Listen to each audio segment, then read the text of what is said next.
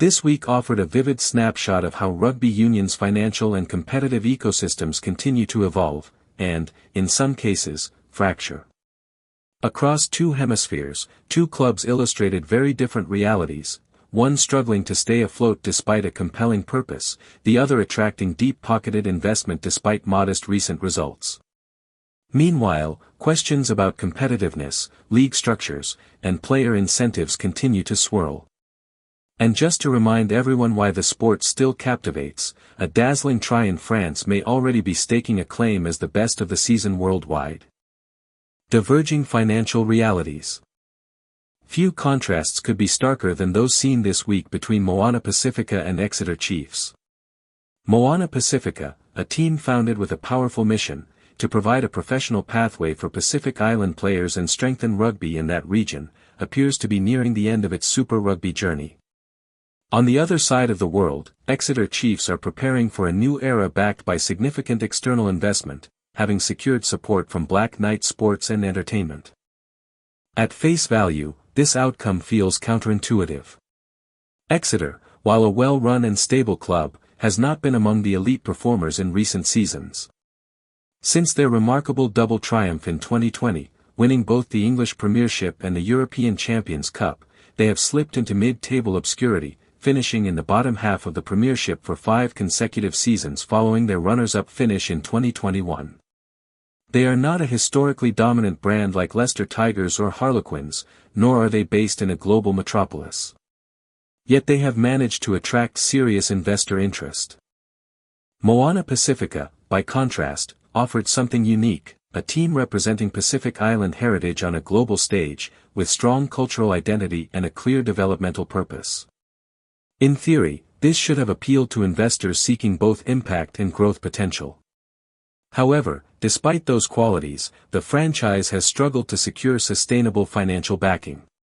The difference in outcomes highlights a deeper truth about professional rugby today: investors are drawn not just to purpose, but to stability, market size, and proven commercial ecosystems. Reports suggest Exeter's ownership entertained interest from dozens of potential investors before selecting Black Knight as the preferred partner. Even if not all suitors were viable, the sheer level of interest underscores the relative attractiveness of the English Premiership as a commercial product.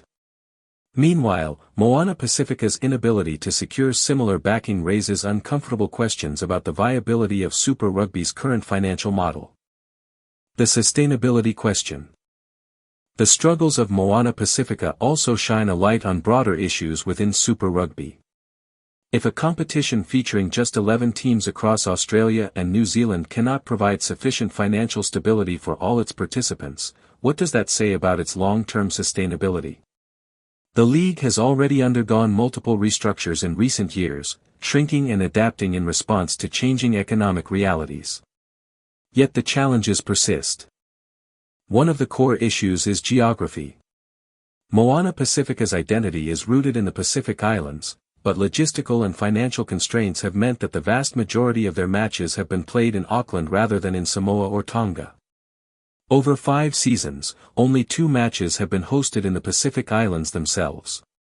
This has made it difficult to build a loyal local fan base and fully realize the team's cultural and commercial potential. In Auckland, Moana Pasifika faces another challenge: competition for attention. The Blues already command a strong following, and convincing fans to adopt a second team, or switch allegiances entirely, has proven difficult.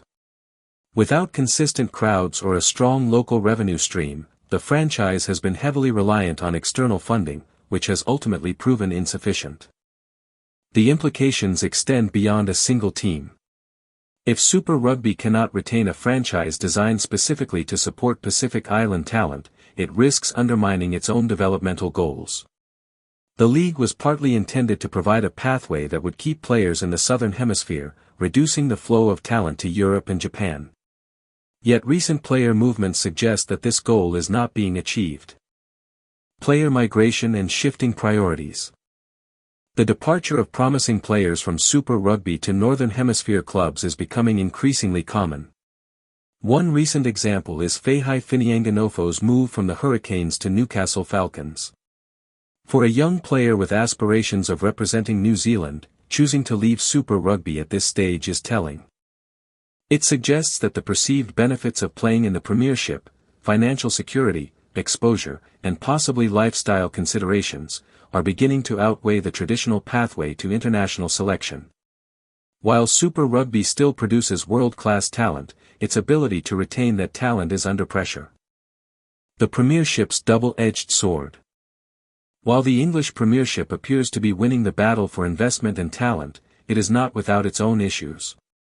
One of the most contentious recent decisions has been the temporary suspension of promotion and relegation. This move was intended to provide financial stability and protect clubs from the risk of catastrophic losses associated with relegation. However, it has also had unintended consequences. Without the threat of relegation, teams near the bottom of the table have less incentive to perform once they are out of playoff contention. This was evident in the past weekend's results, where the bottom four teams, none of whom could reach the semi-finals, suffered heavy defeats.